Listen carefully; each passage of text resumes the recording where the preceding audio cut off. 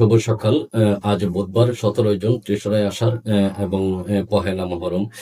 আজ আরো প্রথম নববর্ষ এবং চন্দ্র সূর্যের পালা বদলে যে দিন গণনা হয় সেটাকে কেউ গুরুত্ব দেয় না। সেখানে বাংলা নববর্ষ পালিত হয়, ইংরেজি নববর্ষ পালিত হয়, কিন্তু আরবি নববর্ষ পালিত হয় না। এটা দুঃখের বিষয়।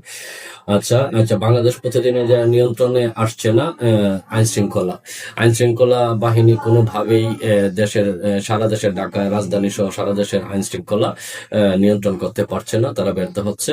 আর দ্বিতীয় যে হেডলাইনটি আসছে, প্রধানমন্ত্রীর প্রথম বিদেশ সফরে গুরুত্ব পাবে যেসব বিষয়, মানে প্রধানমন্ত্রী প্রথম সফরে যাচ্ছেন। কোথায় যাচ্ছেন, কবে যাচ্ছেন? 21 তারিখে মালয়েশিয়া যাচ্ছেন প্রধানমন্ত্রী। আর এর আগেও যদি অনেকগুলো দেশ থেকে ইনভাইটেশন এসেছে। প্রথম ইনভাইটেশন এসেছিল ভারত থেকে, দ্বিতীয় ইনভাইটেশন এসেছিল চীন থেকে, কিন্তু ভারত এবং চীন কোথাও না যেয়ে তিনি মালয়েশিয়ায় যাচ্ছেন। এবং মালয়েশিয়া অবশ্যই অনেক গুরুত্বপূর্ণ বিষয় নিয়ে আলোচনা হবে আমরা আশা করি। আজকের কিন্তু অনেক পত্রিকাতে ভালো কোনো হেডলাইন নাই, একমাত্র বাংলাদেশ প্রতিদিনে কয়েকটা ভালো হেডলাইন করেছে। আর সবচেয়ে যে বড় খবরটা সেটা হচ্ছে যে আর্জেন্টিনা আলজেরিয়ার সাথে 3-0 গোলে জিতেছে। অভিনন্দন আর্জেন্টিনাকে। তারপরে আসছে প্রথম আলো। বাবা ছেলের বিচার করতে পুলিশের উপর হামলা, ভাঙচুর এবং আগুন। একজন বাবা ছেলের বিচার করতে গেছে, অবশেষে পুলিশের উপরে হামলা হয়েছে।